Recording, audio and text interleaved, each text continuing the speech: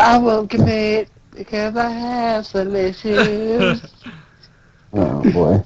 Oh boy. Dun, dun, dun, dun, dun, dun, dun, Did we just stop with dun, Palatina? I think we stopped with Palatina. dun, dun, dun, dun, dun, dun, dun, dun, dun, Let's see, what day did we dun, record last dun, week? dun, Tuesday? Yeah, we stopped with that one, I think. Mamma, pappa, Riccolini, they were stopping us skinny on me, it don't matter. Some like bagels, some like hot dogs, but you never get too tired of me. You live on Lego Island, yeah. My lord. Who's that the world cannot live on pizza pie? What the Oh, oh, oh, oh, yeah.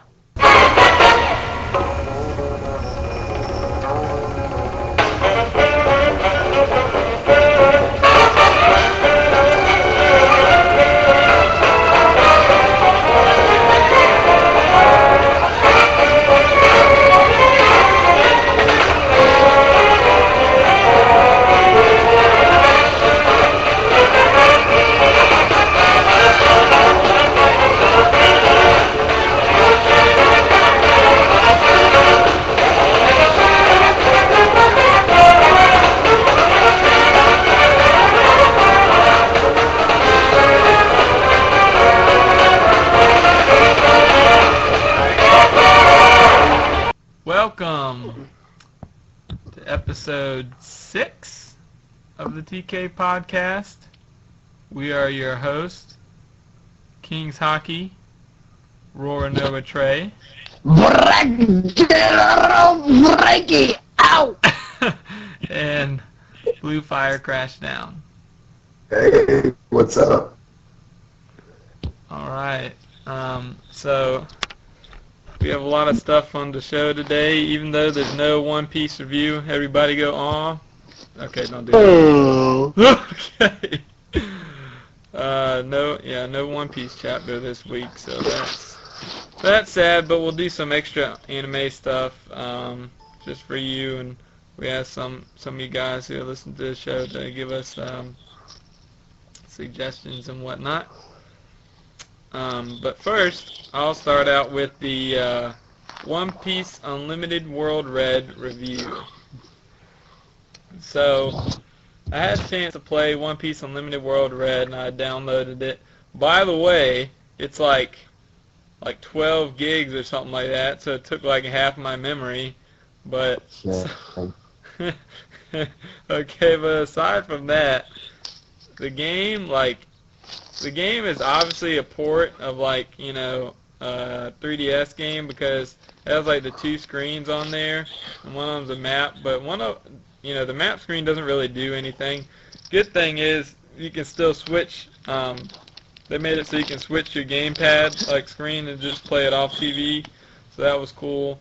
The graphics look really good. You can tell it's up-resed a little bit from 3DS on Wii U, if you play it in HD and all that. It looks really good. Aside from that, there's two main modes in the game. There's the story mode, and then there's Coliseum mode. I'll do Battle Coliseum mode first. That mode is pretty much you go in the Coliseum, there's Doflamingo, and it's different. It's not the same story as the canon series or whatever, but basically you're trying to battle your way through the Coliseum to get to Doflamingo and fight him and beat him. So you had to beat all the different guys. What? Or is it its own type of thing? Well, it's you click Battle Coliseum mode and you're automatically in the Coliseum, and I guess it is supposed to be it looks like the Dressrosa ring, So it looks like that. So I'll let you finish the Coliseum part. Okay. Yeah, basically you just fight different guys throughout the series, and even the Straw Hats and everybody. They have a bunch of different kinds of modes, scramble battles, boss battles, all kinds of stuff, and that was really fun. Although it's not like fluid, like the fighting system isn't fluid, it's still fun to do that, and you get to unlock all kinds of stuff, all kinds of characters, and like different quests to do with your story mode and all that throughout a Coliseum mode, and yeah. But I won't spoil all the playable characters, but let's just say, like, I'll spoil this one. When you unlock Whitebeard, he's pretty broken. He's like 4 times the size of everybody else, and he just press buttons and kill everybody. So yeah. But yeah, it's pretty cool. Pretty cool. And then on the story mode, you start out in like a little town. Like it has nothing to do with the canon town or anything. It's just its own thing, and you have like different places you can go throughout the story, like hotel or inn place where is like where you save at and where you like edit your items and all that stuff at. And there's like a shop to buy stuff, buy supplies. There's like a place where you can go on quests, like side quests.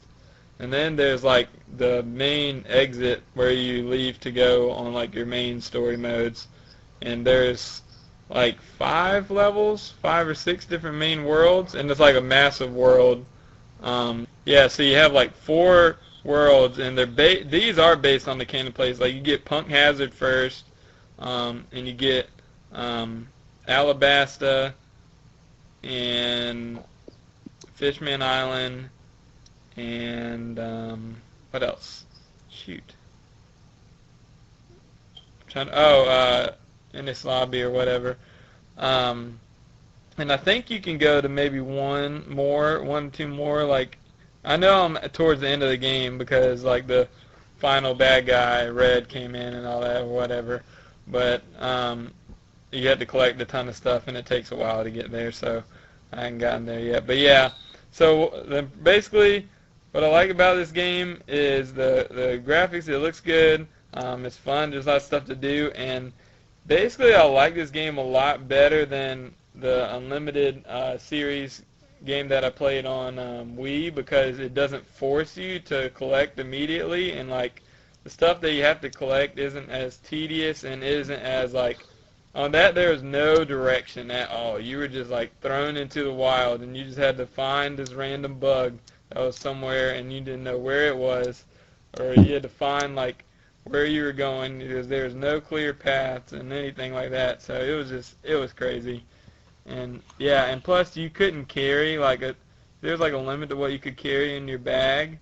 So it was so annoying because you would have to collect all the stuff, but you wouldn't have room for everything, and it was terrible. But this game, it puts your stuff back, like most of your stuff back in the main storage or whatever back home or whatever. So oh yeah, and the boss fights are awesome in this game, and you can play co-op. The co-op is a little weird though. Like the co-op, they didn't really fix for the Wii U version.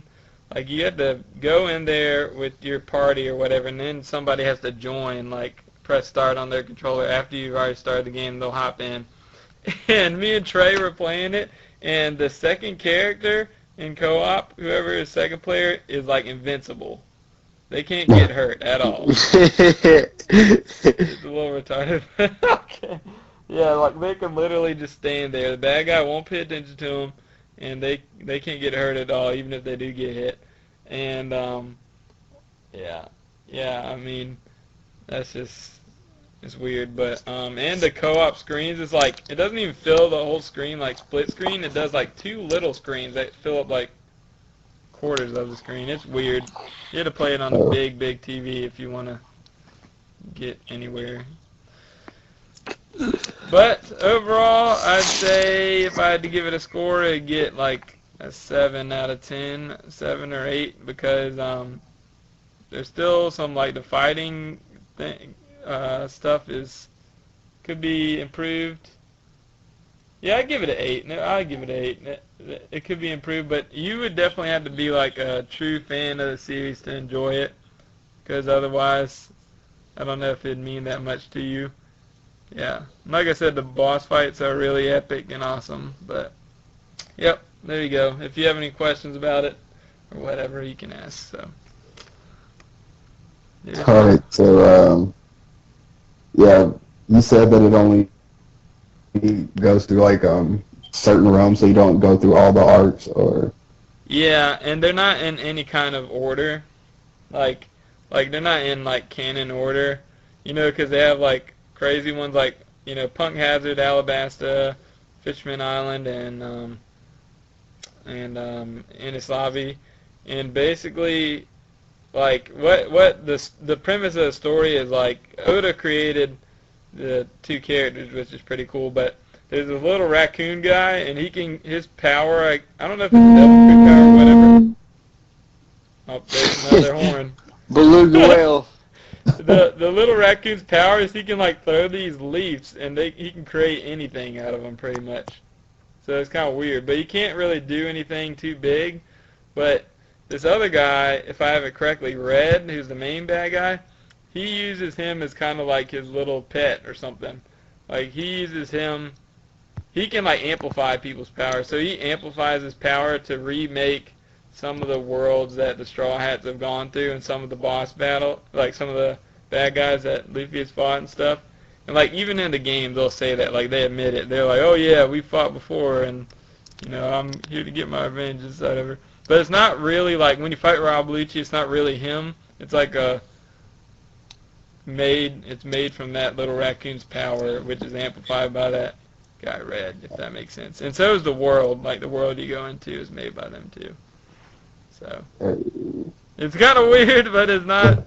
Yeah, it's not canon. It's just like, yeah, it's kind of revisiting some of your favorite canon moments and stuff, and exploring the worlds. Like, the worlds do look pretty cool. Mm-hmm. Like, there'll be lava, like, everywhere, and, like, you know, you'll walk through part of Punk Hazard where it's, like, half ice, half lava and stuff. And you'll, like, go over crazy amounts of, like, sand dunes and, like a huge desert in Alabasta and all that stuff. And you'll see, like, Mermaid Cafe and, what's it, Crimin? The clothes store. Yeah. You get to see that. I mean, you don't get to go in, unfortunately, but yeah, you get to see all that. So it's kind of cool. But yeah, I mean, it's fun. It was fun to me. So, but yeah, I definitely say you'd have to be a fan of the series to get it, though. Yep. Any other things about that? That's about it. Alright, cool. Well, let's move to our anime reviews suggested by or requested by some listeners. So, Bluefire, what did they request from you? I believe the guy on Miiverse's name was Shadow. He requested Attack on Titan. Yeah. For those who aren't aware of what Attack on Titan is, it's basically an anime and a manga series. I don't want to say it's post-apocalyptic, but it kind of is. It's like post-apocalyptic meets steampunk in a sense. Yeah. Basically, there are these creatures called Titans, which vary in height from, like, I don't know, about 10 feet to, like, 150 feet. And they're attacking, like, all of humanity. Like, when they appeared, they, like, wiped out humanity to, like, a very small percentage, probably not even, like, 20%. Yeah. And so those who are left in humanity, they, like, built these walls some time ago before the story takes place and retreated behind them. And the wall itself is, like, split up in 3 different, like, zones, like Wall Maria, Wall Rose, and Wall, what's the third one? Oh, man, Maria Rose. Sheena, yeah. Sheena, something like that. And so, yeah, all the remnants of humanity live behind these walls. And the story basically focuses around the main character named Aaron and his friends Armin and Mikasa. And basically how they grew up and they reached a point where they could fight these Titans. And, like, I remember when I first read it, because I read it sometime, I don't know, kind of a fan of the series. It all is like, for one, it was probably like the most graphic manga that I've read. Yeah. And I haven't read like Claymore, and I've heard that was pretty graphic, but yeah, it was Oh, pretty yeah. bad. Oh, yeah.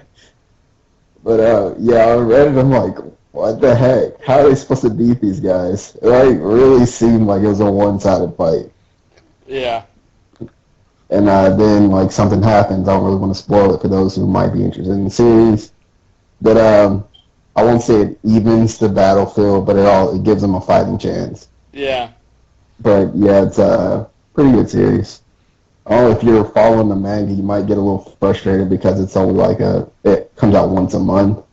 And then if you follow the anime, you might be doubly frustrated because there's only one season. Yeah. But yeah, it's a really good series. I'd recommend it. But yeah, and there's a second season coming out. Yeah, it doesn't come out until like next year. Yeah. Like I think when they probably made that series, but you know what? I'm not sure people are going to respond to this, so let's not put all our hopes into it. And then like in last year, it was like a hit. It was like all you saw was Attack on Titan based memes and pictures, and you still see memes and pictures. It got like really crazy. It got like cult following. Yeah. No, yeah, no, I feel like it's like, the perfect anime for some people out there who really are into what's really popular right now, which is like that post-apocalyptic thing you're talking about. Right. Because there's a lot of people that are into zombies, into post-apocalypse and all that stuff. For me, Right. yeah, for me, like, it was like you said, like, it's a little graphic, but at the same time, it's like on such an epic scale, like the whole series, and if you just hear the intro, you'll be hype. That intro song is hype, and like, yeah, it's really cool. It's really cool series. I mean, you might be able to guess some of what's going to happen, if you're smart enough. But there's still some things along the way that'll catch you by surprise. Like, yeah, there's certain characters that have a much larger impact later on. yeah. So pay attention to some of the characters, but don't like too many of the characters because odds are they'll probably die. Sorry. Yeah, very gruesome. I mean, like, yeah, they don't take any prisoners in that series. They like to kill people. But yeah, it's pretty cool, pretty awesome. I mean, I'd recommend it to pretty much anybody. Unless you just have that weak of a stomach that you can't watch it. I mean, which is close for me. Like, I almost stopped watching it after like the first episode, and when they're eating people and things like that kind of happen. So, but yeah, it's pretty cool. I do think, and I can't say for certain because it's been a while since I've read the manga, and I read it like back in January. But I watched the anime a month or two ago, and I think they might have switched around the chapters and the anime and like the episodes in the anime. I think the anime is a little more chronological.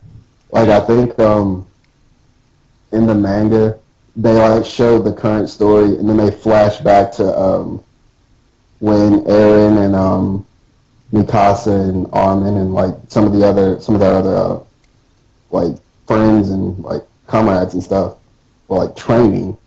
But in the actual anime they just like go straight from their kids to their training to their soldiers.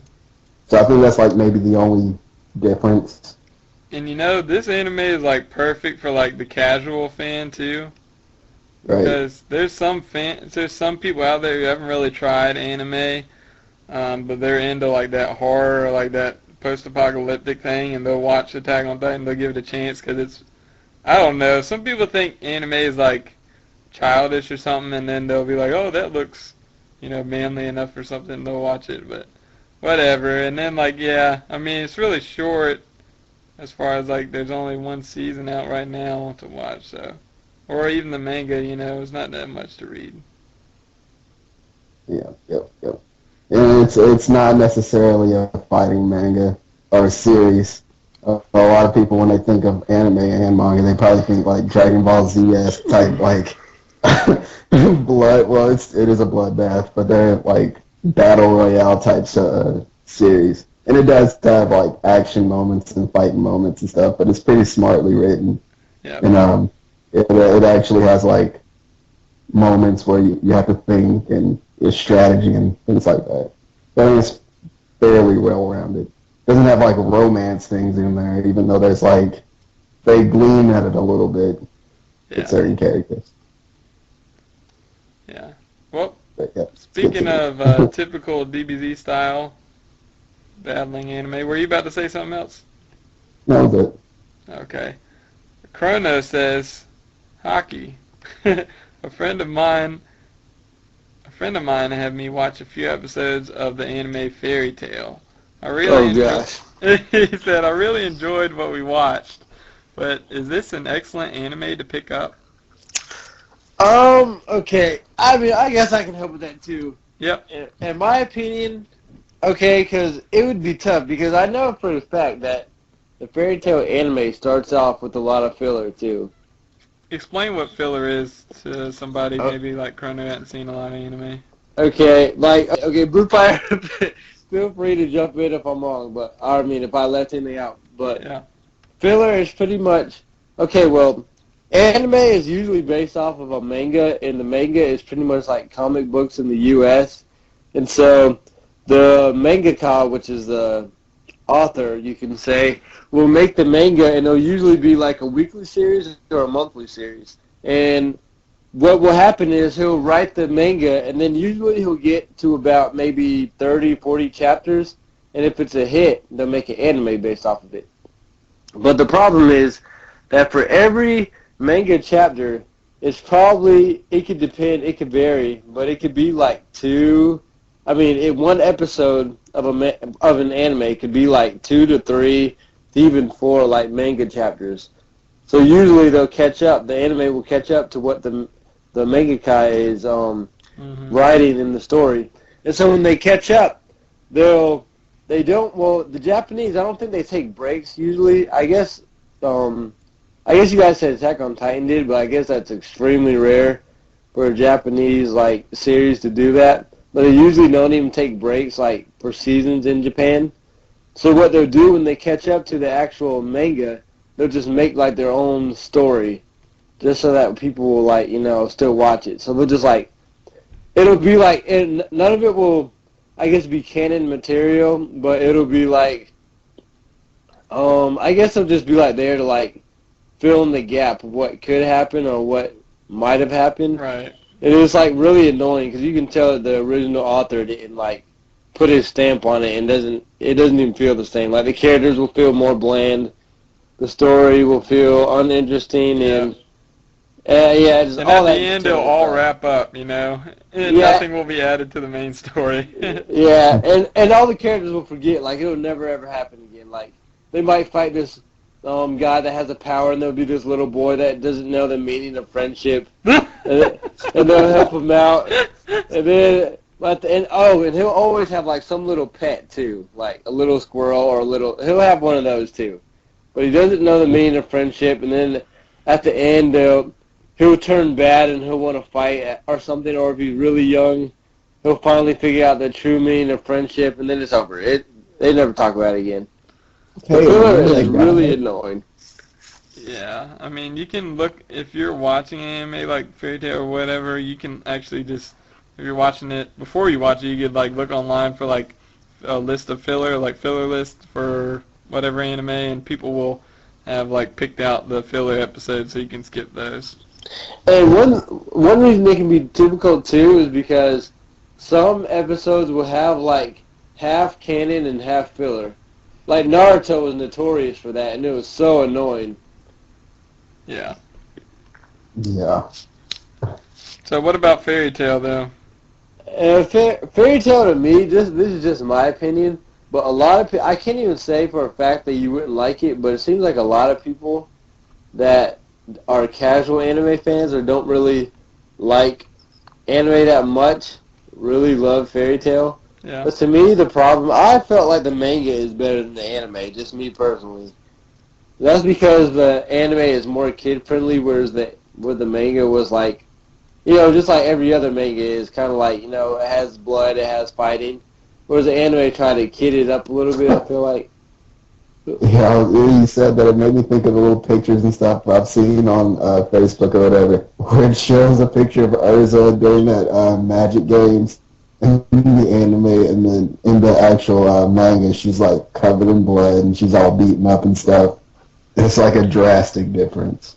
Yeah, usually in the manga they'll draw better too. I think Fairy Tail is one of the only ones where his original art style was like not very good. Like I felt like the anime drew better than how he actually drew. But then I feel like later on in the series, his artwork was better. Right. Well, what about... I mean, the Widow details was better. I haven't read that series in a while, but I wouldn't knock it. It's an okay series. And then of course if you've read it enough, or if you're familiar with One Piece, a lot of people make comparisons because the characters look similar. Ew, no. No, let me tell you my experience with Fairy Tail. I watched like 50-some episodes at least, and I was like, I kept waiting. Like the story was a little interesting, and I'm one that personally likes like the DBZ type stuff where it's like, they power up along the way, like and all that, and you fight bad guy to bad guy, and it's like all kind of brawling. You're not too worried about the story.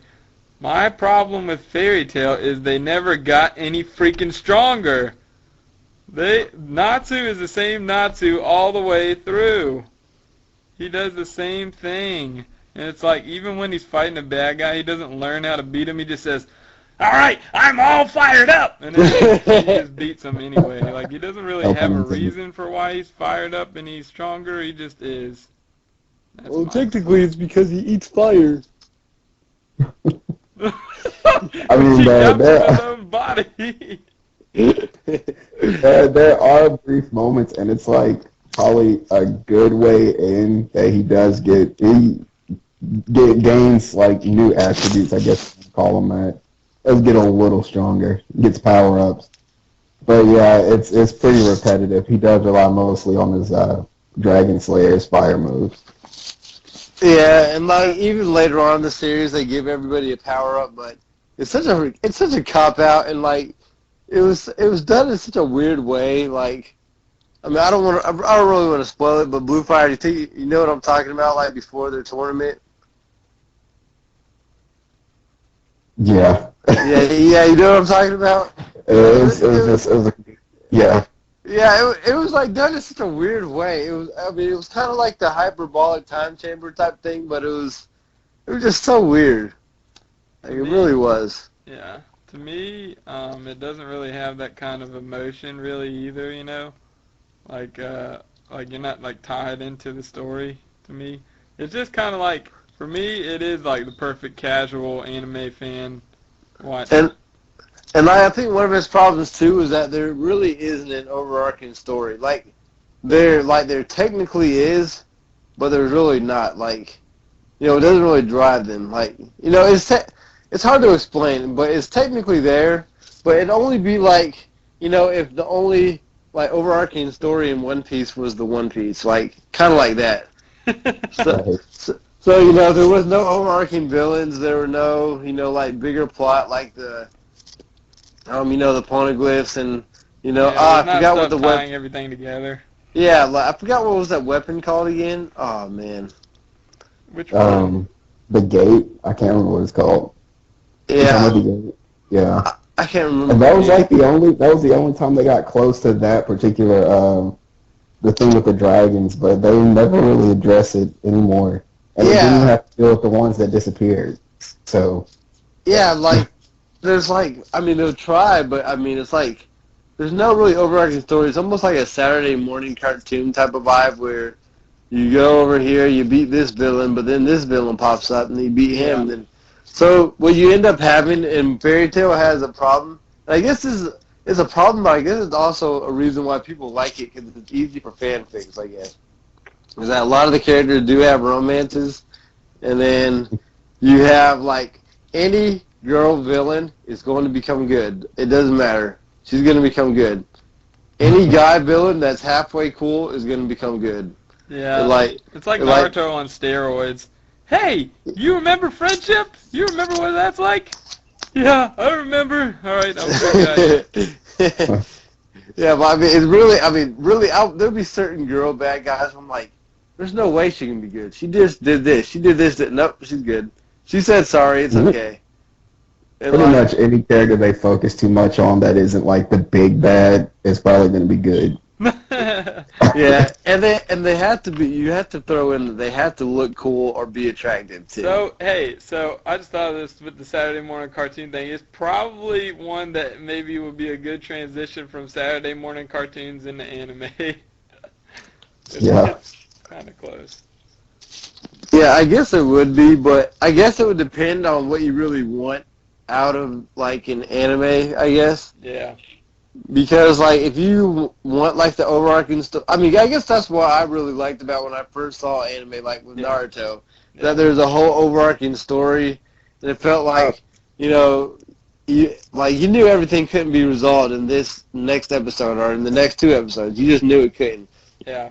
With Fairy Tail, I feel like they have kind of like, it's solved. Almost like within One Piece, when they've beat their villain, you're like, finally, but there's still more lurking. Whereas in Fairy Tail, they beat their villain, and you really don't even know what's going to happen until the next chapter. You're just like, okay, they beat this villain, so where are we going to go now?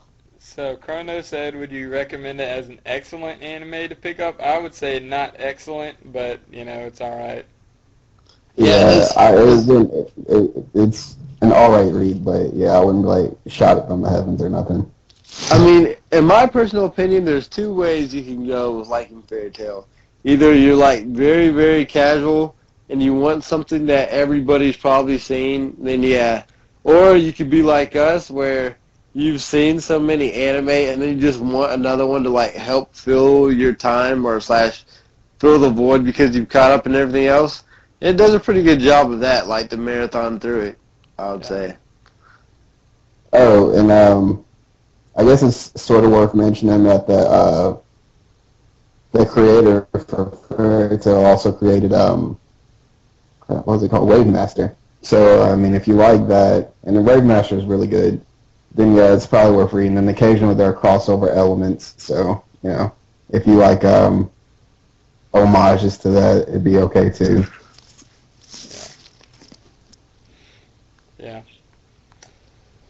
Cool. Well, anything else about Fairy Tail, guys? Not necessarily. Do we have any other questions? Any questions? Well, I have a question. Can we talk about how there's no more big three in anime anymore, or in manga anymore? There's no more Big Shonen 3. There's no more Bleach, Naruto, and One Piece. No, they're not equal anymore. I used to be like Bleach, Naruto used to be like the thing I look forward to every week. And maybe it's because I started reading and watching One Piece, but I don't know. Even towards the beginning when I was watching it and stuff, I still wanted to see Naruto and Bleach. But now I just am disappointed in them both. Now they both turned out. Well, when me and Hockey Spoilers, by the way. me and Hockey had first met, I was like asking Bluefire. I was like, should I tell him about? I was like, if you like One Piece, you'll start to hate the other two. And he was like, no. And so he started watching it, and then he told me he didn't hate the other two. But I was like, I don't know. He must not have hit that, the full effect yet, because One Piece really does make you hate other anime to a certain extent in different manga, because the characters are like, they have like their own thing, but there's so much detail and background, and the arcs are just so good, and like everything he does is like just so thought out. Whereas I feel like in Naruto, like he'll have stuff laid out so good, but he doesn't execute it, or he'll just forget. Like, oh, this guy was supposed to be this, but I forgot about him. Or he'll make a character like Rock Lee that's so interesting, and then he'll never use them. And it's like he's trying to make up for it somewhat, like now, but it's just too late. Right. Like with Sakura, he forgot all about her, and he's trying to add her back, but it's just too late. And like he forgot about her just to bring her back. Now he's forgetting about her again. So, well, actually, I would say that One Piece did change my view on everything, but there's the trumpet again. Beluga whale. But aside from that, I would still say even if I was still reading and watching One Piece like I am now, I would say that Bleach and Naruto, for me, had a clear drop-off. Yeah. Had a clear drop-off, and they're at 2 points. Both had specific points. See if you agree with me. All right, number 1 for Bleach. Spoilers. Okay. Aizen was the bad guy, and you hated Aizen, and you wanted him to die the whole time. He was driving, and he was pretty OP, right? And then, you were watching Ichigo get stronger, even though he did drop off, with some of the support characters. They got a little stronger, but it didn't really matter. It doesn't matter, but anyways, Ichigo got stronger. He got the hollow powers, all that. And then he finally, when he fought Ukiura, is when he kind of got to the pinnacle of his power with his little, full hollow thing and all that. And, it looked kind of, crazy. Right. And then he was going to fight. I was like, all right, yes, he's going to use that power to beat Aizen. So Aizen basically wrecks everybody. Aizen and, his top tier people wreck everybody, and then Ichigo starts fighting Aizen, and Aizen's still whooping on him. I was like, dude, why doesn't he pull out that power? Why doesn't he do it? Let's do it. And then, guess what? He never uses it. He just goes into some alternate realm. You're very confused, and then he gets some other crazy power where it's his final whatever, and he gets chains around him and stuff. And you're like, how the heck did he get that? It's because he had a conversation with his dad? What? And then it makes no sense. He just appears there oh yeah, let's draw him a cool costume so he can beat Aizen. And then he beats him, and you don't even understand what happened. All the hollow stuff, all that progression is gone. And from that point, it's full bringing crap. And everything, it sucks after that. Yeah, that was really...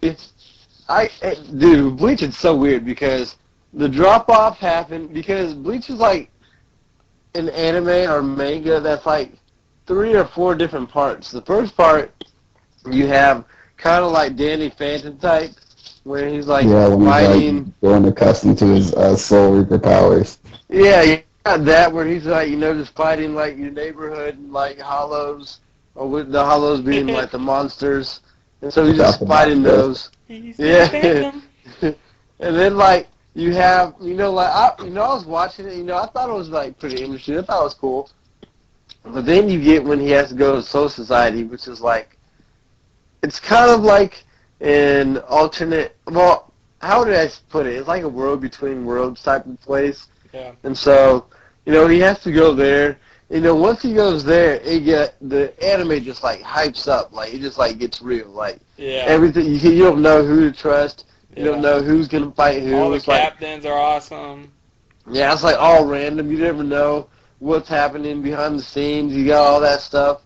And then, and then the pinnacle of that is just so awesome. Everything that just happened was so awesome. He had to save Rukia, which was his mentor, and it was just so awesome. Everything about it was awesome. And then we get to, okay, we're going to skip the Belt arc, because that's... Oh, my Lord. If for the love of all that is holy, please do not watch the Belt arc. If for some reason you listen to this and you don't care about spoilers for some reason, you're just listening to this, dude, just please do not watch the Belt arc. I wanted to, cry and, hurt everything around me after I watched it. Oh, my goodness. Worst filler ever. We were talking about fillers. That is filler. That is a fully fleshed out 100-episode long filler, which is like freaking teases you. It's like, oh my goodness, you don't even understand why Ichigo lost his Bankai and they're using Pokemon and all this. I don't even know. Oh my goodness. I watched it and I wanted to kill myself. That's when I learned about filler. Ugh. Yeah, I would say we all had to learn about filler the hard way. For me, I learned through Naruto. Yeah.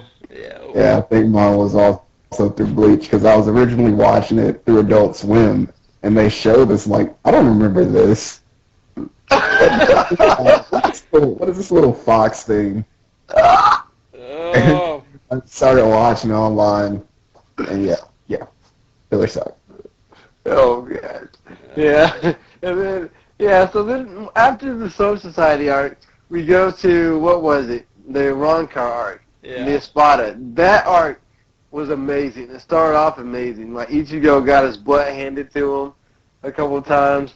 Like everything about it was awesome. Then they end up going to Hueso Mundo, which is like the bad guys' world, and it's like awesome there. Yeah, Hueso Mundo. Yeah. Yeah, but after like what we started getting that really like annoyed me is that all his friends cannot win a fight. Like like none of them can win a fight except for him and the captains. Like they became so useless. Like there's a character especially named Renji who was like like he was an awesome character like in Soul Society. He became so utterly useless. Like he fights but he's I can't even remember the name of the Espada, but he's losing to some guy. Like he was making, I don't even know. I'm just gonna guess. What was he making? Like he was making like clones or making like. Yeah, he made like these little dolls that had like their body parts inside of them and would just like break them. And then like he made his own hollows. Yeah, like his own. Yeah, it was crazy. That was so annoying. Oh my goodness. Oh. It took like 10 years just for him to fight him, and like everything he did wouldn't work. I don't even remember who ended up beating him. Just stop. Freaking Mayuri. But yeah, Renji's hilarious because up until like recently, every time he got in a fight, every time it celebrates. Yeah. Oh my god. Celebrates. And like his sword even broke in the filler. It was like so bad. Oh. No, dude, no. Okay, Espada we were like hyped for because there's all the different Espada you're waiting to see who's like the number, higher numbers and all that, how powerful they are. And then you get to Zero. You find out that dude's not 10, he's Zero. And then they don't even finish the freaking fight. No. Dude. Oh, yeah, I forgot. Just dragged on too long. I hope they forget about it. They forgot about it. They just forgot about it. We never saw what happened. Oh, no, don't even, no, okay. And then we had, what's his freaking name? Tosin. Oh my Lord, I wanted to freaking like punch my laptop when I was watching that. Tosin is awesome. He looks like he's Aizen's right-hand guy the whole time. He's got the cool like blind guy, but I'm still kick your butt thing going on. But then he has his little, I guess, a Roncar transformation or whatever you want to call it. Except it doesn't look like a Roncar at all. It's a freaking bug. Well, technically, it's to be fair, he did have a no eyes mask that looked pretty awesome first. Remember that? Yeah. Before I guess would he be a Bizart? But yeah, before he did his transformation, he did look pretty sick. Yeah, he looked pretty cool. Ruined it. He turned into a bug. Oh, he didn't turn into a bug. Bug.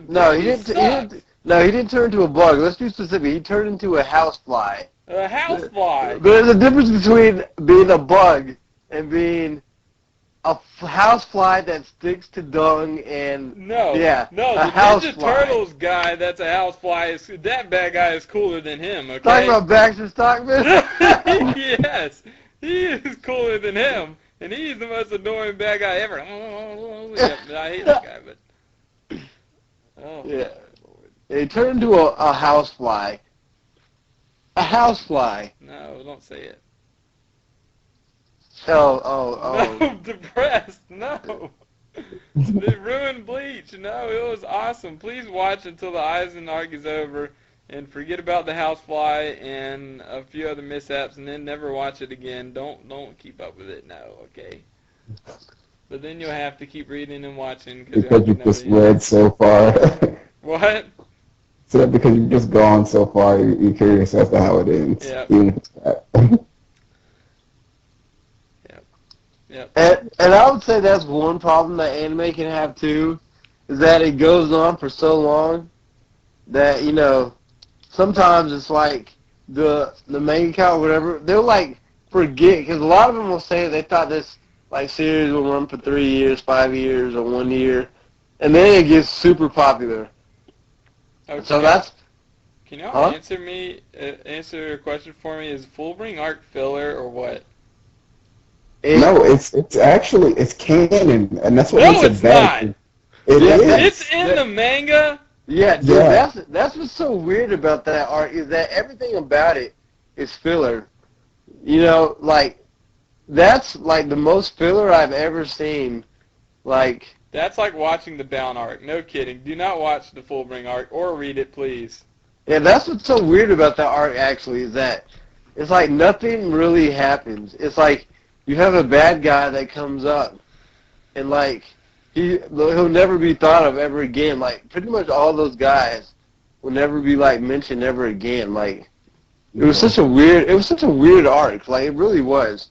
It was literally, you know, in a way it wasn't filler, but in a way it was like filler to bring over the end of Aizen arc to the Quincy arc.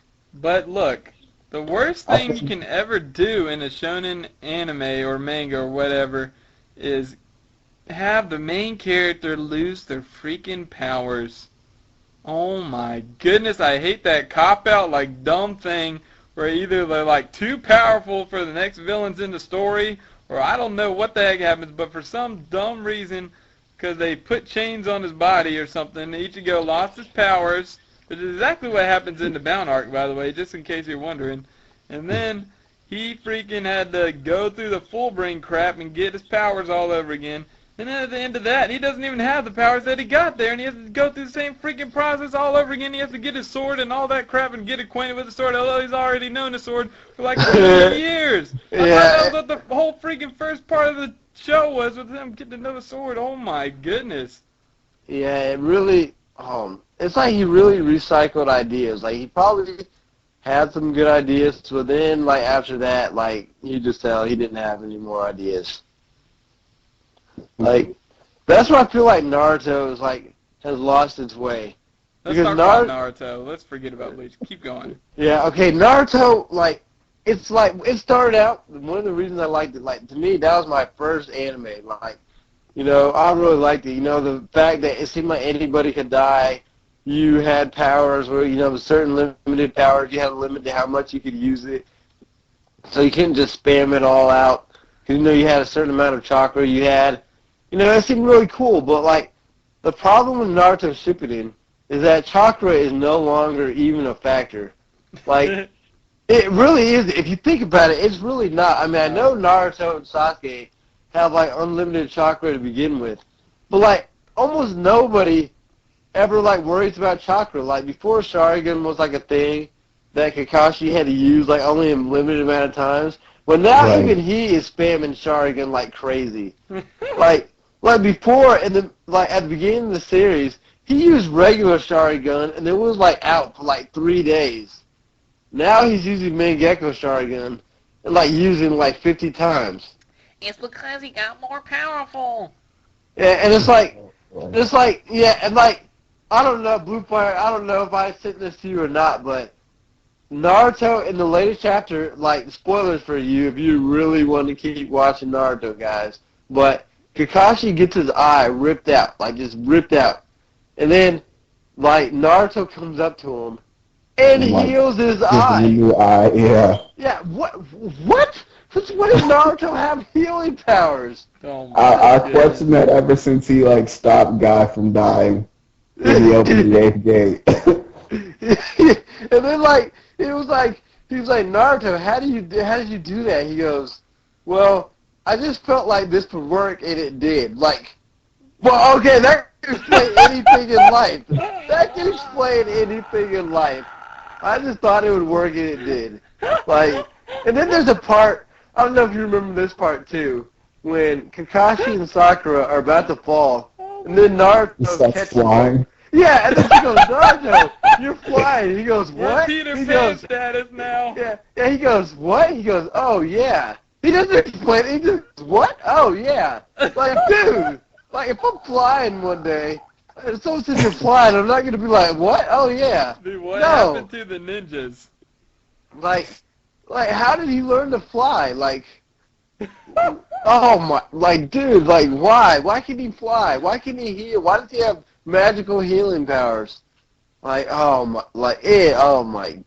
They're probably going to use some excuse. It's basically like a bad fanfic. Yeah, it really is. Oh, yeah, that's another problem that they had, is that, so the fans really loved Naruto's dad, and pretty much they loved any character that was, like, dead before the series started. Because, you know, when you're dead, your legend builds. Like, whether we're talking about Michael Jackson or just Marilyn Monroe or anybody else, when you're gone, your legend builds. Like, you know, because you're not there to, like, you know, do anything wrong. So Naruto's dad, like, the legend of him was so big that they brought him back to the zombie mode, just to, like, bring him in. And so every character that's, like, now there or has a big part are a bunch of guys that are already dead that we grew no attachment for whatsoever. And all the characters that we did grow attachment for, they're sitting in the background. No, they're not sitting in the background. They're sitting in cocoons, okay? They're asleep. That's literally where they are. They're asleep. The characters that we sat through, like, part 1 of Naruto, getting to know and love, they're all asleep right now. Dude, Blue Fire, how do you feel about Naruto right now? It's just, I don't know. I'm just ready for this to be over. At the beginning of the war, I thought it was really cool because everyone's like joined up, and then even with the Edo Tensei, I think that's what it's called, the resurrection thing, it was cool because you got to see some cool fights, and you got to see some of the ninjas and stuff from like other villages, their legends or whatever. I disagree. But then I think it was after Obito, spoiler alert, revealed himself. That thing should have got out of hand. He was too strong, and then when they finally get to his level, he gets wiped out, and Madara comes along. Then he was too strong, and then they get up to his level, and he gets overtaken. Okay, explain this. What am I reading? What happened? Madara turned into his ancestors, who were really their mother or something like that. So now we're fighting, because the whole time we've learned about the Sage of the Six Paths. So now it's not even the Sage of the Six Paths, it's the Sage of the Six Paths mother. Like, what? I don't know. Yeah. The only thing I like about this is that she has Byakugan, and they never bring that up. Yeah, like, I feel like, that's what I feel like he's trying to do, is that he knows the series is over, so he's trying to tie all loose ends. And, like, you know, certain things that, you know, the Byakugan, that should have been its own arc. Like, before we went on to this madness, the Byakugan and what it did and all that, that should have been its own arc. Like, Sakura's past and family, that should have been its own arc. Like, you know, why the Leaf Village has, like, ninjas like Rock Lee and stuff? That could have been his own arc. Why she knows, like, they never, like, that could have been his own arc. Back when they were talking about, like, elemental properties of chakra, they were supposed to explain, like, Shikamaru's in the shadows and all. They never touched that. Yeah, that could have been his own arc. Like, all this stuff, like, and they also, like, they could have went to, like, different villages. Like, they went to the Sand Village for, like, Gaara. Like, that was awesome. Like, they had, like, there's 5 villages. We've only seen, like, 2 consistently. The Mist Village, yeah, on and off. But going to those places could have been its own arc. Like, he just, like, really dropped the ball. And for my earlier point that Bleach ended at a certain point for me, well, Naruto was good in the first half until Shippuden, and then it was pretty good still. I mean, like, I was still, even though it was a little, like, dragging stuff, it was still good because I was looking forward to seeing the Akatsuki fight, and then I was looking forward to see who that, the main bad guy was behind the mask and all that. But then they got to the war where it was, like, getting really epic. They're about to have this grand war, right? I was pumped. And then we found out about Edo Tensei. Oh, yeah, like, And oh my goodness. No, it was just, you went out to battle, and what had happened was, they would literally bring up guys that you never... It was basically his way of saying, oh yeah, I forgot to tell you about all these guys along the way, so let me come up with a way to do it right now, and it will drag out the war like crazy. They basically would bring up these random guys. Like, I remember first seeing those dumb twins who had the dumb, stupid little taboo word trick with their weapons or whatever, and I didn't even know who they were. They told me they were legendary. I'm like, dude, okay, you can tell me anybody's legendary right now, but I don't give a crap if I haven't heard about them before right now. You can't just tell me they're legendary and expect me to believe it, like, and expect me to want to watch this fight. No, I want to watch Naruto versus Sasuke, okay? Which you're still not freaking giving me. But they literally brought up all these guys, gave us a whole long backstory, and then they kill them off. Dude, that was dumb. They did that like 100 times. And I was freaking bored reading it. And I was like, oh my lord. I think my falling off point for Naruto was when the Kages, when the Rock Kage, I guess the old man who can float, and Naruto and Gaara and like the Alliance were taking on Madara. My falling off point was after those meteors. Yeah, well, to me, like, I guess he brought up a good point was that, one of the things that made me hate, like, Grimjaw, and one of the things that made me hate, like, Hidan and Kakuzu, was the fact that they came in, they pretty much dominated, and they left, like, and you had to, like, kind of marinate on, like, what they had done. Like, like, they, like, just, like, they pretty much just came up into your house, took everything that you wanted, took everything you liked, and just walked out, like, so cockily that they didn't care. And they, like, pretty much, like, just gave you their address of where to find them and just walked away. Like, they were so cocky that they could whoop you again that they left. Whereas, like, in the new episodes, it's like, or the new chapters, you literally have villains that come in, they're strong, but then because the fight extends, you figure out how to beat them. Like, what? Like, we don't grow any, we don't, like, we didn't, like, we don't get any attachment to why we hate the villain because they're there and then they're gone. Right. And that's Fairy Tail's problem too. That you have a villain that walks in, he's bad, you can't beat him, but then because you prolong the fight, you're able to beat him. Which guys, don't you want Naruto versus Sasuke? Yeah, and that's another thing. I don't know if that's ever going to happen. Like, yeah, I don't know how they're going to set that up. That's one of the main things that kept me going through Shippuden was just the fact of getting that same feeling I got through Naruto versus Sasuke Part 1. To me, that was like one of the greatest fights, in anime that I had seen. Like the build-up, like how their powers like used against each other. But now I don't even know what powers Naruto even has. I'll be honest. I don't even know what he has. Like he has main character no jutsu, and it's oh my goodness. Like Sasuke, I kind of know what he can still do, but Naruto, I don't even know what he can do. Like it's not the same as if they had fought earlier in Shippuden, in my opinion. The best time for them to have fought would have been after Sasuke beat Itachi and, like, after Naruto beat Pain, maybe. Like, that would have been the best time for them to fight. Yep. That was the time for them to fight because they're equal. Now they're just like, I wouldn't even want to see that fight because he made them good or whatever, and now it's ambiguous and it's like retarded and they. I don't even know, man. And like It's like in One Piece you have Blackbeard and Marines. You could argue like those are like or the world government or whatever. Yeah, those are like the two big bad guys you're waiting for them to fight. In Naruto, it was Sasuke, and then you had it. He was like the main in-game villain, you thought, and then like, and hopefully maybe he could accomplish his mission to bring him back to the good side. And then underneath him you had whoever this Toby guy was or whatever, that guy. But basically they did away with both of them.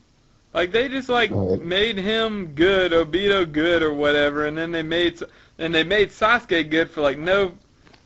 Oh, my lord. It was I guess Itachi talked to him or whatever, his dead brother or whatever, but Naruto's supposed to make him good, if anybody. And I guess that, furthers my point, is that the main villain in Naruto is a villain that we don't have any hate for because we've never seen her before, with Madara, we kind of did to a certain extent, but not really. But, we never cared because we just got introduced to the character. She's just there and she's bad. It wasn't like with the Orochimaru who we grew to hate because of everything that he was doing. Yeah. Even with Pain, he killed Jiraiya, so we didn't like him. And, he was running Akatsuki from the get-go, so we didn't like him. But then, with her, it's she just appeared. Yeah, and if anything, she didn't even seem like a bad guy in the brief instances that they mentioned her up until her arrival. Yeah, so She's supposed to be the one who introduced ninjutsu and all that. Yeah, so yeah. Yeah, we didn't we don't have any hatred toward her. We didn't dislike the character. Compared to Aizen, where you really hated Aizen, you just wanted him dead. Or with Orochimaru, or Blackbeard. Oh my lord, Orochimaru. And I feel like One Piece does even a better job of making you hate their villains through just arcs. I have more hate for Enel or Enel than I do for the main lady in Naruto. I have more hate for Lucci. It's because they came, man, they pretty much were so cocky. They did whatever they wanted, and you just hated them. With her, we just really don't have anything to hate about her because it's just too soon. I would stop after the Pain arc. That was a nice good arc. Well, I would technically say Sasuke at the summit was pretty good too. Yeah, okay, yeah, that's fair. I'd say after he fought, what was the guy from Ambu Root? Yeah. Danzo. Yeah, that was If they could have let him kill Danzo, then Naruto shows up like he did, and then they fought, I would have been happy. Yeah, that was my ideal time for them to fight was after Naruto beat Pain and after he had beaten Itachi. But that would have been my next best time for them to fight. But it didn't happen. Yeah. For whatever reason, it didn't happen. Yep, but people don't care. They're stupid. They don't even care about the story at all. They're just hey, he's got powers. Oh, he can fly. Or whatever. I don't know. That's good, dude. Obviously, it's not affecting his fan base at all. Oh, well, that's because we're talking about the fans that watch filler religiously. Yep. So, and they don't understand that you can't tell I could pretty much start taking over for Naruto, and they wouldn't care as long as they had Naruto and Sasuke in it. They wouldn't even realize that it was being written differently. They wouldn't care. Alright, but say your last points or whatever about that big stuff that I started, and then we can move on, because we could keep talking about it forever. This could be its own episode in a way, too. Anything else? No. Okay. I will just say one thing. I will just say one thing just to tease, and that's Hitman Reborn. Oh, Lord. The way it ended. Dun, dun, dun, for the next episode. Okay. We can have an anime rant every episode or something if you want. I don't care. Well, this did fill the One Piece void, so I think we're good. Yeah. Yeah. Alright. Alright. Miiverse pictures. We'll get to that section now. So with the Miiverse pictures, we were discussing where we left off, but we couldn't remember last episode, so hopefully we're somewhere near. I see now. It's crap. I think we stopped at the Pac-Man stage. Pac-Man stage. Yeah, because we talked about Mega Man EXE. Well, we talked about Palutena on that last episode. I remember that. Sure. I think we're right above that at the random picture. Yeah. Anybody care about that picture? What picture? Says, pick of the day. Just like in the original game, the Dark Emperor can cause status changes based on a fighter's color. Red types generally get powered up. On a different subject, the Mii fighter is wearing a Mii Force helmet. I will say, I don't care. It's dumb. I mean, it's good he paid attention to detail, but it's dumb. Okay. Who the heck is the Dark Emperor? He told us before in a different pic, but I don't care. Yep. Yep. All right, so moving on then. Pick of the day. The character farther in the back isn't from the Imperial forces, and the character in the front is not the infamous drum-playing puppet in Osaka. No, Mario is actually wearing an outfit from Family Computer Golf. U.S. course. NES Open Tournament Golf might be a more familiar title. Mario looks swag. Yeah, he does. So he's looking pretty patriotic. And Samus looks awesome. So does this so does this mean it's official that Mario is an American? See? I don't know. Does it? I mean, so are these alternate costumes, or can they be downloaded? I'm not sure. I mean, I would guess there's alternate costumes. Yeah, I don't know if they'll be... Oh, I think they'll just come in the game. I mean, I'm not sure. They could always charge us for alternate costumes, and they'd make a lot of money from me. Yeah, but that Mario one looks sweet. Yeah. And the light suit or whatever that is for Samus, dude, that thing's awesome too. Yeah, I haven't played the game with what that suit is from, so I don't know it, but it looks pretty awesome.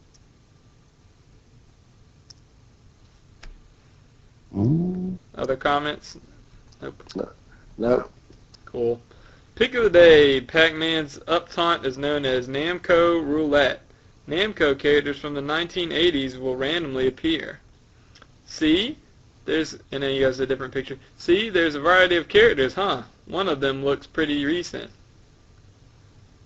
Okay. What did y'all think of that? I think he has the most random, is random. And Dig Dug and Galaga are there. Yeah. Dude, that's awesome. Yeah, but he's such a weird character. He's awesome. He's so awesome. He's like, I don't know, that's like a pretty cool taunt to be that in depth for a taunt and all that. And before we didn't know what the heck it was. We're like, okay, he has the fruit one, but is this part of the fruit one or what is it? Because we saw the Namco things. But then I guess it's a taunt. Cool. Yeah. Yep. Anything else about Pac-Man? The pack is back. The pack is back. And to clear it up, the Pac-Land stage, I guess, is the Wii U Pac-Man stage, because I was asking on the last one.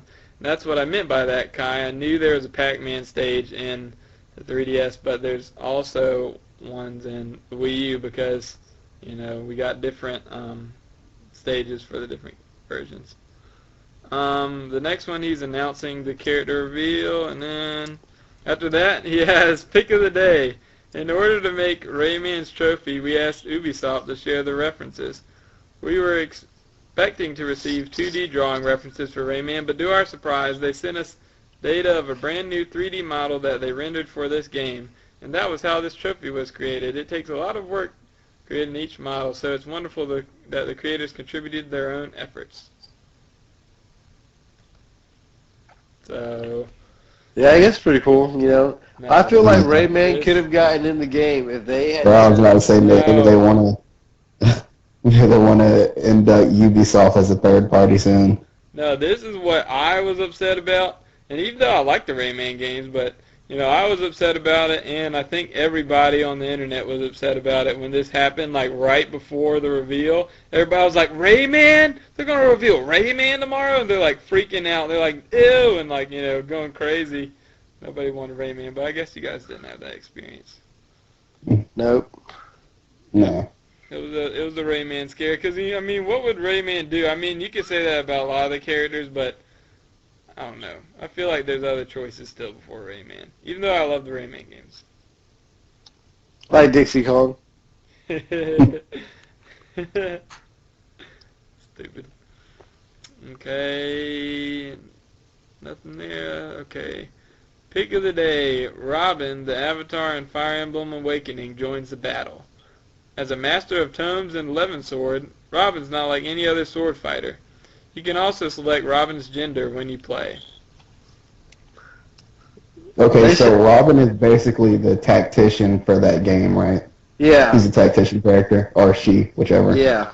Yeah. And so is he supposed to be like a particular class in this, or is he just like a stock character and they just gave him tomes and a sword? Or? I haven't played the game yet, but I think the 3DS version was different, where you know how in the Fire Emblem, the first one, the Game Boy Advance, your character was just a tactician and that's it? Well, I'm thinking that you could actually, like, create your own character more in, like, this newer one, where he could actually fight. That he or she could actually have a kid, too. Oh, wow. Yeah. And then apparently that Crom guy that you all were mentioning before is, like, supposed to be a part of his Final Smash. Yeah, and I guess Sakurai was trolling so bad. Oh, my goodness. That idiot. Sakurai is like the worst troll. Oh my goodness. It's only made worse by the fact that Crom was just sprawled out throughout the whole reveal. He did nothing. He was just laid out. It's like, I can't believe.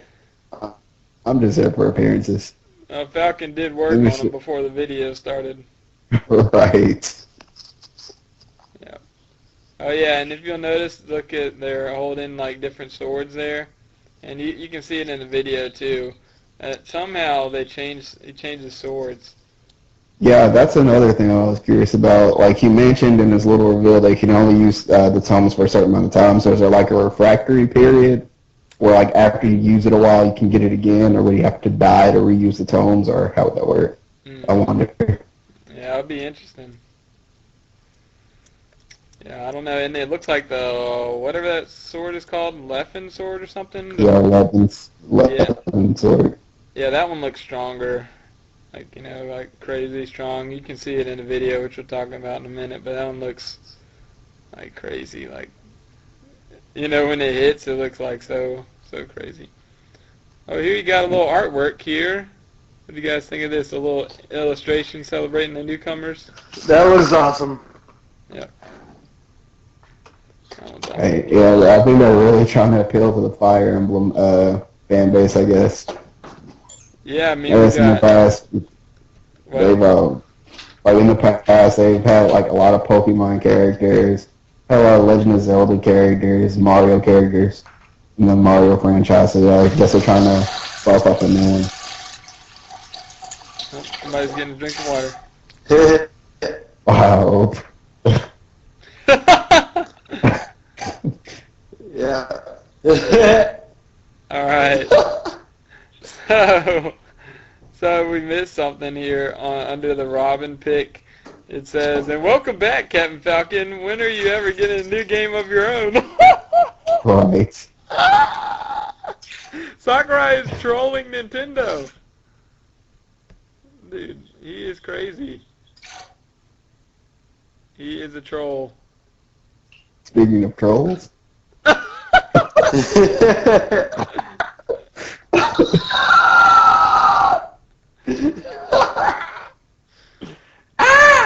So, guys, what do you think of Nintendo?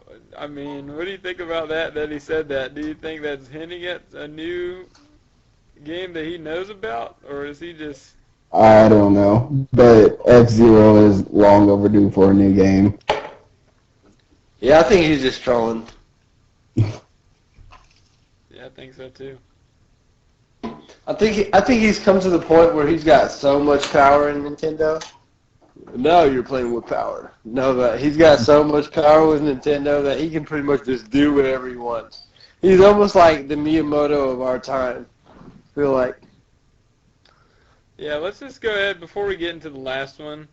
Well, the last one, I'll just read it, and then we can kind of talk about all the reveals and, like, all of it together, I guess, you know. Since it's kind of awkward talking about new characters without talking about the video and all that. It says, pick of the day, along with Robin, Lucina joins the battle. Her physical abilities are identical to Marth's. It must be in her DNA. However, where Marth's power is concentrated in the tip of the sword, Lucina's attack strength is balanced throughout the weapon, which might make her easier to control. She's also a little bit shorter than Marth. It says, with the Wii Fit trainers, the male and female Robins, the villagers, and Little Mac, varying their appearances and voices works just like selecting alternate color variations. However, whenever there is even a small difference in abilities, that character gets an actual roster slot. That is why you can select Lucina individually. By the way, there's probably no chance you'll be able to see this in the game, but Lucina has the mark of Naga in her left eye. I guess that's why the gleam in her eye is like thinner or something. Yeah. So everybody, let's just talk about that Lucina thing, where everybody was arguing like till they're red in the face about whether. It was a phone. Yeah. Whether she was just like some kind of weird version of an alternate costume or something, you know? Yeah, I'm still confused. Why did he make her a clone? I don't know. Maybe they thought they would do for a female Fire Emblem character. But even then, they could pick Lynn or like any other female swordsman. I mean, she's just so much of a clone. Like, what is Lucina just from Awakening? Yeah, I believe so. Is Lynn from the older games? Lynn is from the There's your reason. Oh my goodness. But I mean, by that, well, shoot, well, what about freaking Marth? Well, he's been in the game for a while. Yeah, but Marth's also from like an, yeah, sure. Well, and he technically was in 2 games too, I guess. Yep. And, well, I can see the, reasoning if Lucina is the daughter of Marth. Is that correct? No, she's Chrome's daughter. Okay. It says in their DNA. Well, it's because it's his ancestry. Oh, okay. So Chrome is like, also related to Marth. Well, yeah. Well, I can see how they got the same moveset then if they are related. And, I mean, at least they made that little difference with their sword. That's cool. And she has her own character slot, I guess. That's cool. All that. Yeah, but they could have at least given her different B moves or different, like, I don't know, normal moves. Well, they had other things to do. Like Robin. Let's talk about Robin. Okay. My favorite thing about Robin is when she goes, "Sit-sit-sit." Well, let's talk about the magic user from Fire Emblem, Robin. What did you guys think of that reveal? He's crazy. Yeah, he's actually pretty cool. I don't even really play Fire Emblem characters, but I'm a little interested in trying. Oh, I knew you would be. I called it. I don't know. I guess I kind of like magic users / melee fighters. Yeah. And they look straight out of Harry Potter. Right. Expecto Patronum. So, did you guys notice, obviously, Lucina's moves are the same except for the sword thing. Do you guys notice any different things that Robin could do in the video when you watched it? Based on gender or No, I mean just like in general, like his attacks and all that. Like what Oh, were Robin's attacks? I'm trying to remember. Like the ones I remember were magic based. They weren't the actual sword moves. Right. Um, He had like trying an to think. arc of whatever shots that got like stronger or something. I mean, you guys know Fire Emblem better than me, but you know those magic shots they shot straight out? Yeah. And they're like different ones. They got stronger, I guess. Uh-huh. I mean, that was pretty cool. I don't know how that works. You think he just shoots one after another and they get stronger each time he shoots it, or can he select through them, or what? I don't know. I wonder if it's going to be like a Pokemon thing, or a Pikmin thing, where he cycles through the magic, you know what I mean? Yeah. Yeah, that'd be cool. Or if it's like Game & Watch where you get like varying ones and then you get like the almost instant kill move or the one with huge knockback or whatever. Yeah. And he has that one thing that's like she shoots down a bunch of little like arced shots. They're like a meteor smash almost or something. You know what I'm talking about? I think so. Yeah. I don't know. Might have to see a little more of how she plays, or Robin plays.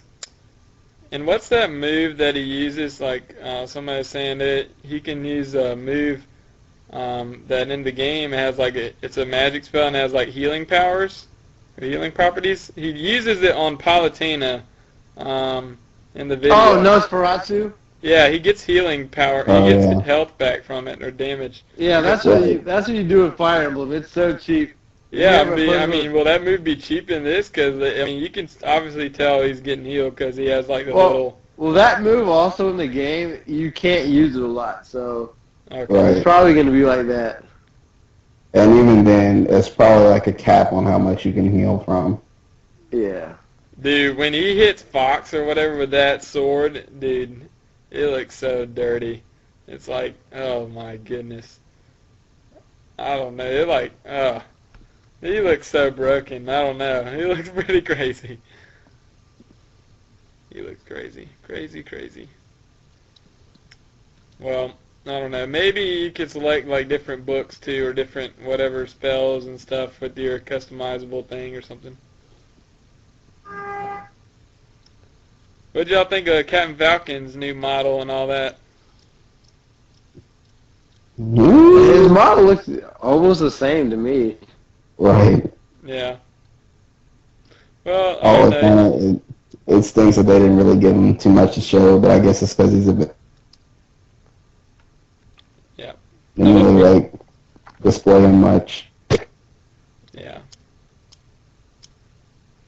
Yeah, I mean, but he had like that bad, look on his face the whole time. Like he was like ready to like kick their butt. He had like that grimace on his face, Right. And he was like doing work. Dude, I think he's gonna be extra powerful in this one. I think he's gonna be back to old Cap.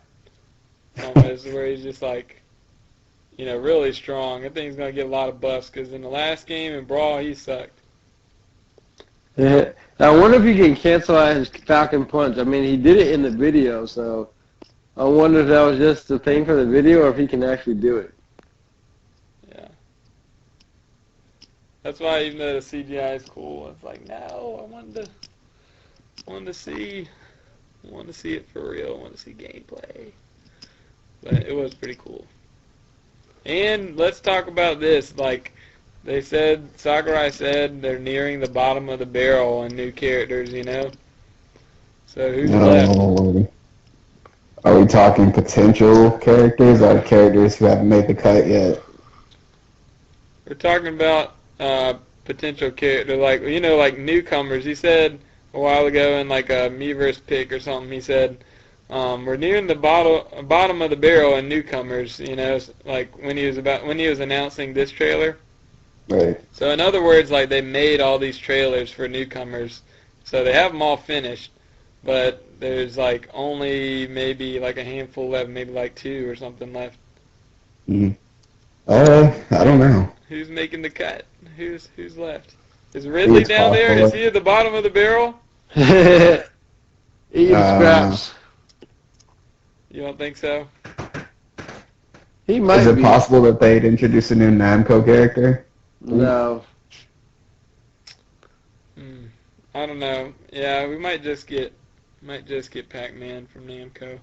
I'm not sure. I mean, I think they'll do Shulk for sure. I think they'll do Shulk. Yay, more swords. Oh yeah, by the way, Kazuko says he hates sword characters. Well, tell Kazuko to deal with it. So are you going I to play doesn't have with a Lucina? choice this time. Yeah, I'll play it with Lucina. Yeah, I know you will. You and the lady sword characters. The ladies and the sword characters, and that's like the perfect Urza. combo. Maybe Blue Fire will pick up Robin. Mayhaps. Mayhaps.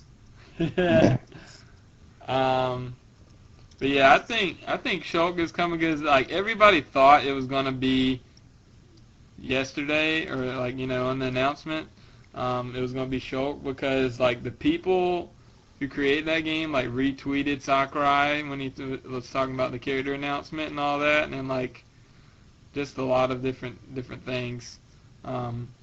Like one of the voice actor for Shulk, I guess, like said he's working on a game that he can't talk about yet or something, and all that.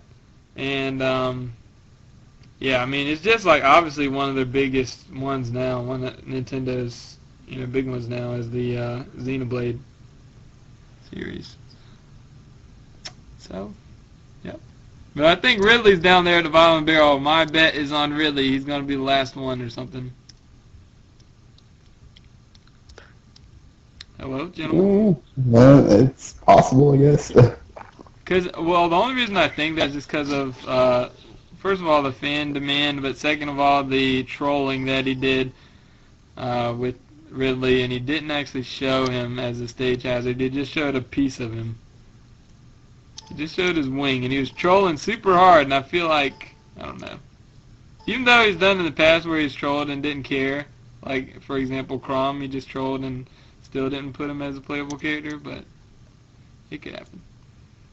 Yay. So, anything else about Smash Bros? Not that I know of. Okay. Alright, well, here's where we're going to get to EVO. So, did y'all watch EVO? I watched bits and pieces, but it was mostly in the finals. Yay, the finals. Well, good thing that's what we're going to talk about. Yay. Did you watch any, Trey? I watched Injustice. Yeah. Did you watch the Injustice finals? Oh, yeah, you did, you said. Yeah. The top 8. Trying to think. I think for Injustice I only watched the Grand Championship. Yeah. The guy who Zod and Batgirl. Batgirl, what's his name? Shadow Fox did work. Sonic Fox, yeah. Sonic Fox, yeah. Yeah, Sonic. Why did I say Shadow Fox? I'm sorry, guys. That's alright. Hey. It's like 3 a.m. when I was watching it. Yeah. So Injustice. I guess Chrono also asked about Injustice getting only a little attention, and if you notice, they're on Saturday instead of Sunday, which is like the main day. They got pushed back to Saturday, so he wanted to know what we thought about that.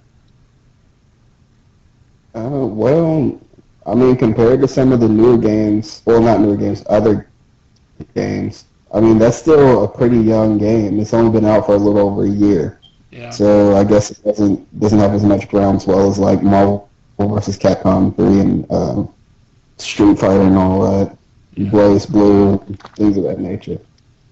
But I mean, who knows? Over like maybe the next year or so, it'll probably grow. Yeah. Capcom games too are usually, or I mean, that's kind of like where the base of that community is at, and just the entrance, probably affected because 2,000 for Street Fighter, and like 1,500 or whatever for Marvel, and like you're talking about the pots. Yeah, that's huge. No, these are just like the people that are entering.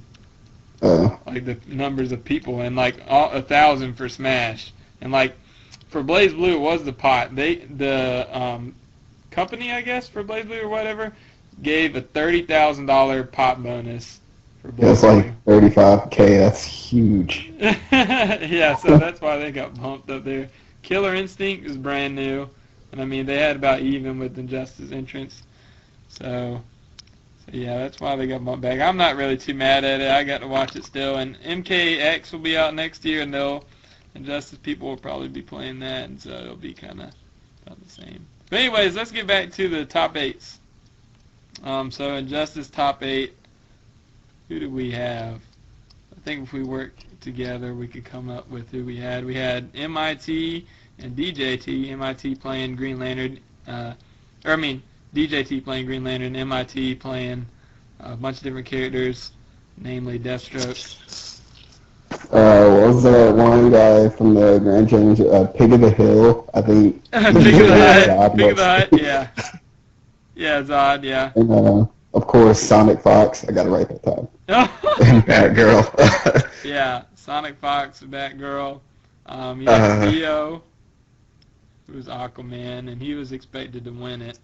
You had Newbie, who played Doomsday. And you had 16-Bit with Catwoman.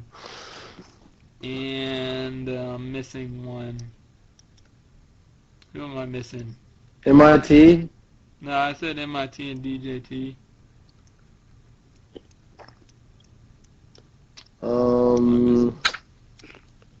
I can't remember. Forever King didn't make it. Shoot. Can't remember who else made it. That's bad. That's bad, guys. That's bad. Hey, by the way, on Tester Might, if you guys missed some of the pool matches that, they didn't stream that, which I was upset about, because they didn't have the freaking systems patch, so you couldn't watch the pool matches and stuff. That was absurd, but you can watch some of those on Tester Might. Somebody just posted them. But okay, top 8. So I was expecting Theo to win still, even out of losers, but yeah, he got beat. And then Pig of the Hut was looking like super strong until Sonic Fox just like ran through him. Like all the other matches, he was looking super strong. And MIT was looking good with that Deathstroke. And actually, Chrono wanted us to talk about it. He said, what'd y'all think of the Deathstroke getting in there? I thought he did some good stuff. Like he would do jump B into grab, which was pretty good. Yeah. And then, he just didn't play Aquaman's game at all. Like he didn't let Aquaman down one Trident Rush. Didn't let Aquaman do from the deep. Actually, it's not even he didn't let Aquaman do from the deep. He just didn't do it because he was afraid of the gunshots, I guess. Yeah, I think Theo got caught up by a little bit of nerves. He didn't lose his bracket and all that. I think he kept getting him with the jump B and the throw because he was looking for like a poke back or something, or like looking to block the follow-up, but he never did it. Yeah. But, spoiler, sorry for you guys, I might crush your dreams, but, MIT picks like 1 billion characters, so I'm pretty sure he didn't pick Deathstroke the whole way through. He'll counterpick till the day's over, like he will literally pick Aquaman, Martian Manhunter, Deathstroke, everybody.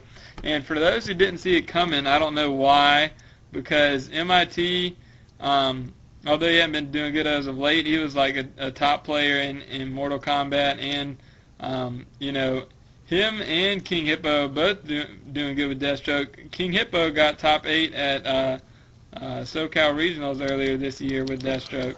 So I don't think Deathstroke is that bad. And, people are saying, like Kazuko and some others are saying he was low tier. Deathstroke's not low tier. He's mid tier at worst. Yeah. You gotta get your tiers together. But the hype matches were like MIT versus DJT, since they played each other 1 billion times, you could tell. Like they had, and it came down to the wire, it was super hype. And, the whole thing to me was pretty hype. So nothing from you guys? Nothing. Oh, I would also say that I feel like it's stupid to do the best out of 3. Oh, Dumb. yeah. 2 out of 3, you mean? Yeah. Yeah, that was dumb. Because this game definitely needs 3 out of 5, and it's a lot faster than some of the games that do 2 out of 3. Like Tekken, oh my lord. Tekken takes a day and a half to do. Did anybody watch the... moving on from Injustice, unless y'all have something to say about that. I'm glad Sonic Fox won, I guess. You know, he's been winning a lot, and he's works hard, and you can tell he labs and all that, even though he's Batgirl. Yeah, so. Is Blue Fire still in the chat? Yeah. Oh, I thought I heard a Skype sound somewhere. What? No. Did anybody watch the Melee top 8? Bits and pieces. I saw that Fox was in there. That freaking match between Fox and that Pikachu. Yeah. What did you think of that? That was crazy. Yeah, it was. And then, like, didn't he beat him in record time with Pikachu? Yeah, he four-stocked him. Oh my goodness, dude, that was awesome. Yeah. That was awesome. I saw somebody was playing Fox. Oh my goodness. Okay, we heard you, troll. Get out of here. Yeah. And then I think I saw that one. I saw a match between a Young Link and a Peach. Young Link and Jigglypuff? That was a Young Link and a Peach. I think it was like one of the earlier rounds. Oh, okay. And then, I do think I saw, Young Link and Jigs. Yeah. Okay, so the big story, just real quick, since, I don't want to take too long, but the storylines was basically Armada, who plays Peach and has a side Young Link, had been in every grand finals this summer with Mango, who, they've been going back and forth, but Mango won EVO last year with Fox. I mean, he's a dumb character, but yeah, he's... Yeah, won it again, didn't he? Yep. And he repeated. He played Hungry Box, yeah. Yeah, but see, and Hungry Box have been falling off. I mean, like, there's like a top 5, like the 5 gods of Smash, and he's considered in that, but people were about to put him outside of it because he hasn't been doing anything lately. But Hungry Box went in, like, and Armada was expected to get there, like I said, with his Peach, but against Hungry Box, who plays Jigglypuff, I guess Jigglypuff's a bad matchup, so he picks Young Link against him, and he traditionally had beat him every time, but this time Hungry Box beat him instead, and he did pretty good against Mango too.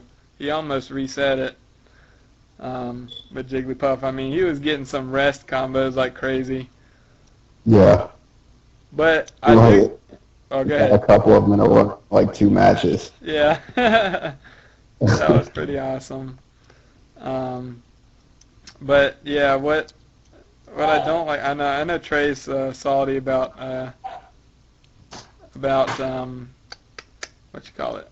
Melee in general, which I am too. I mean, I understand like it doesn't have like some of the fundamental stuff because there's like all that wave dashing and stuff, and it's a little broken, but it was fun to watch the top 8 still, even though there's broken characters like Fox and stuff. Shines all around. Stupid.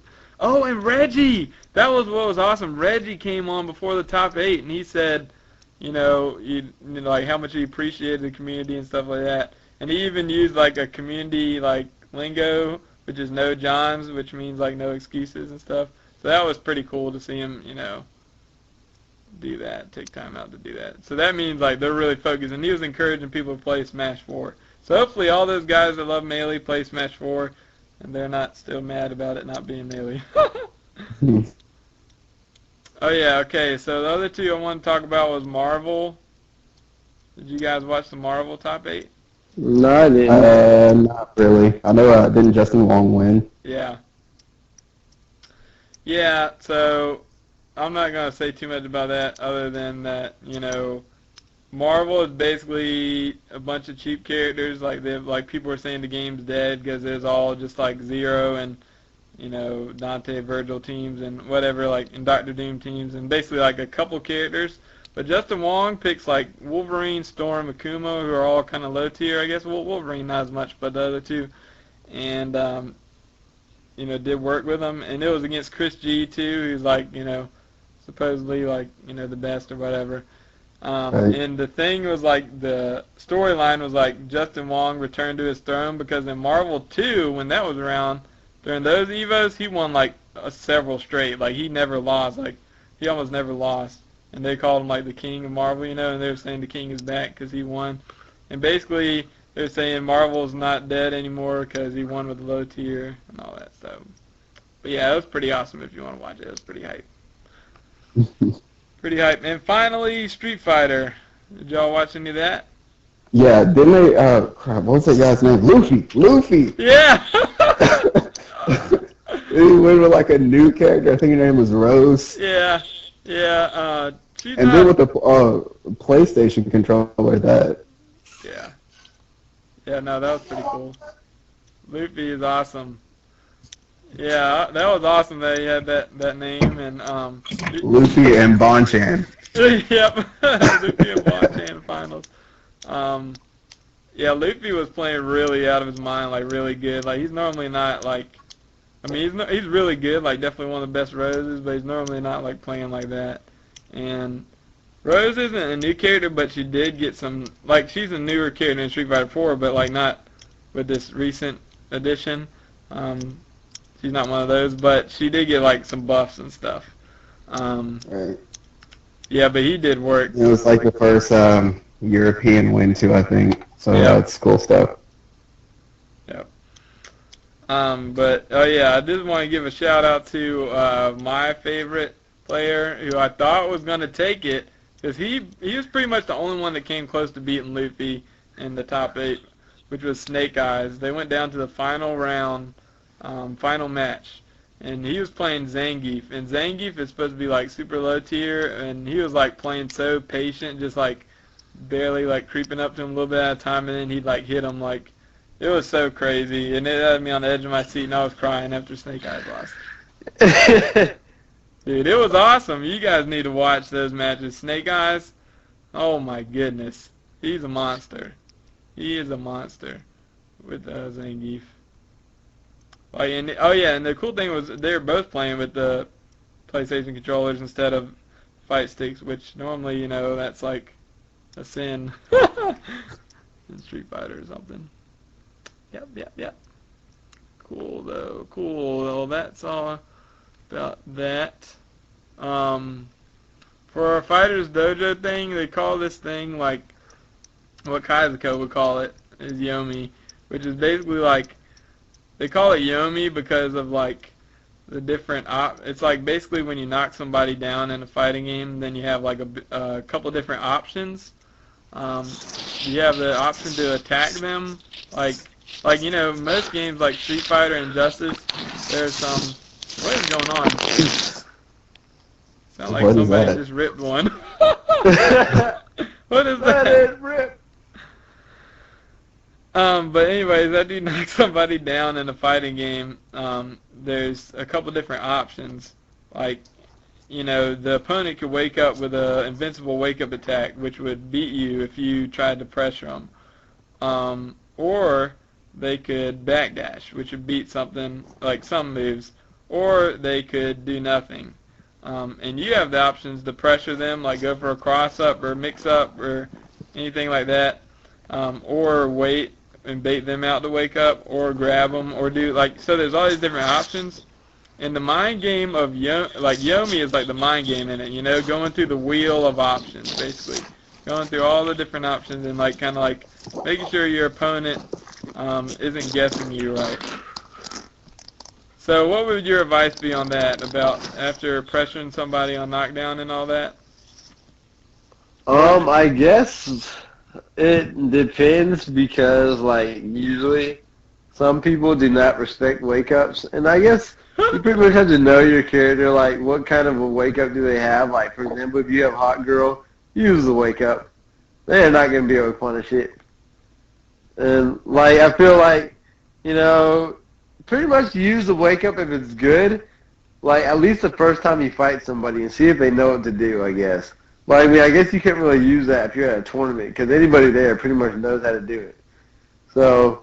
Yeah, but you still can't never do it, right? You gotta. Yeah, I mean, it's not never, but I wouldn't say like, do it the first time. Like, I guess that's like the toughest part is like figuring out how your opponent reacts. You know what I mean? Like, the first time you fight somebody, are they the type of person that doesn't respect your wake up and still tries to go in? Are they the person that like tries to play safe when you wake up, or are they the person that tries to like punish the wake up? You know what I mean?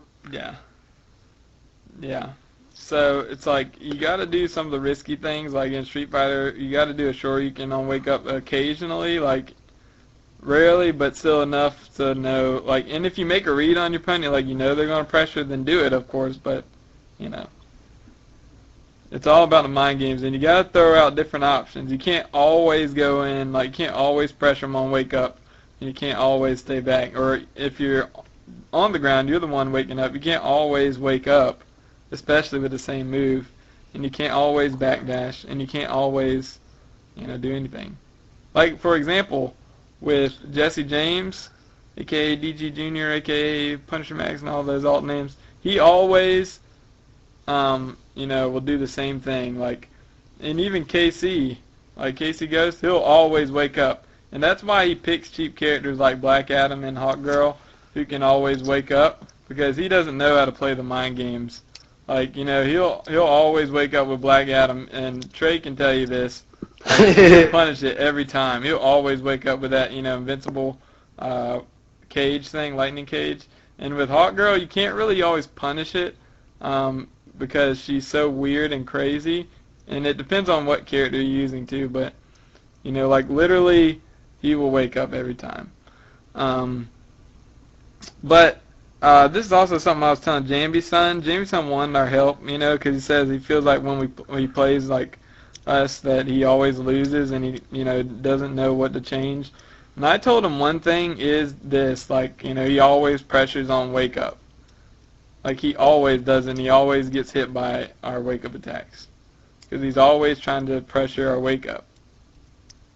So I told him that's one thing he needs he needs help with, Like, he needs to change that, get the Yomi thing going, to get the wheel of options going. Don't always do that. Hello? The circle of life. Oh, Lord. Alright, so I guess we're done with that part.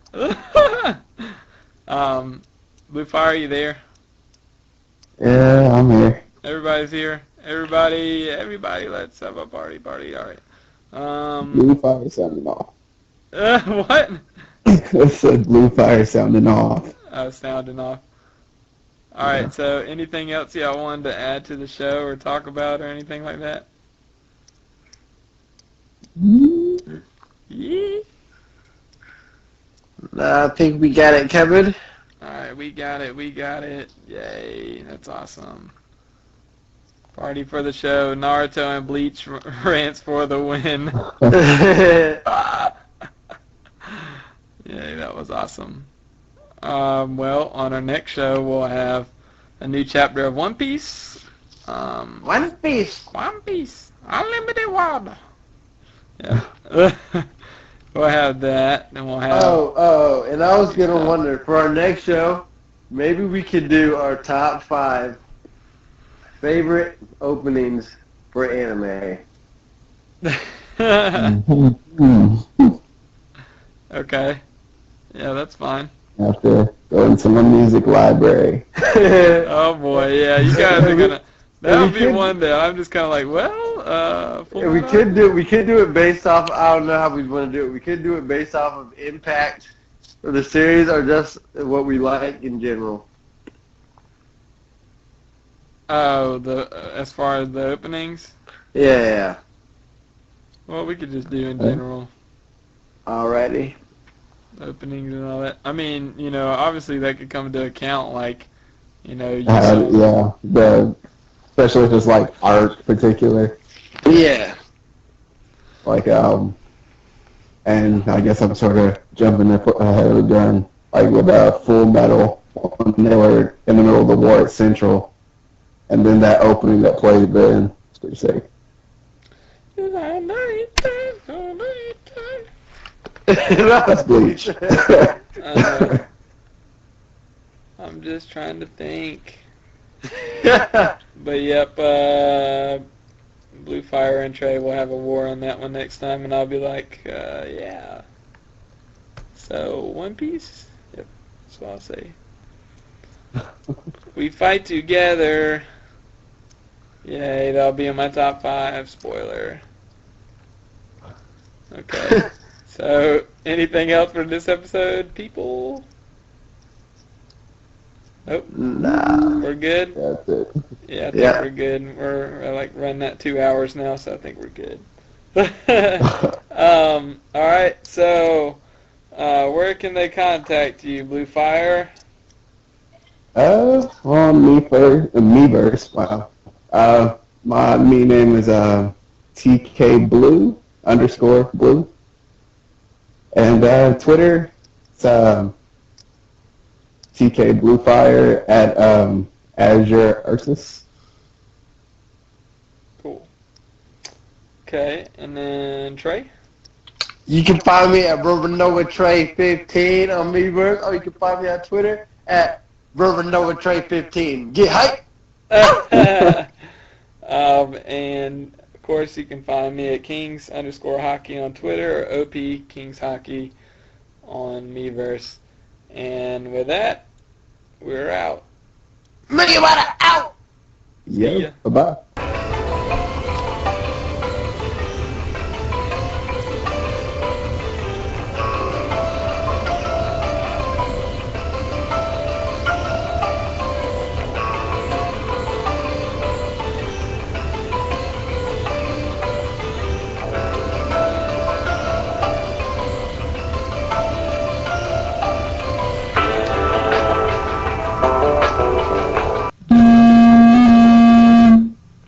Horn?